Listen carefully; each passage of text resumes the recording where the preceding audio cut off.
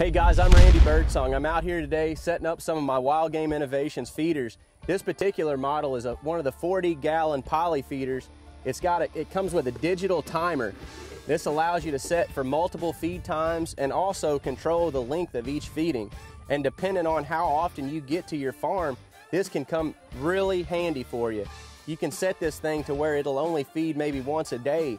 But if you're somewhere where, say you can get back to your feeder every couple days and maybe your deer density is, very high, you can set this thing to go off 3 or 4 times a day, whichever you prefer.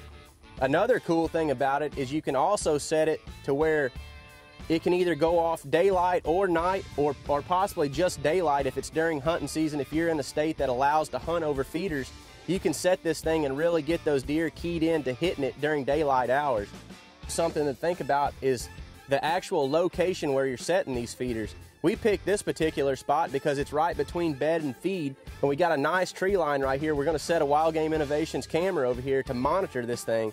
A feeder without a camera is basically useless in my book. You always need to try to monitor it with a camera where you can, because that's really going to let you know which deer is hitting it and also the time of day they're hitting it. These are some of the things to think about the next time you go out and get a feeder or set a feeder up on your place.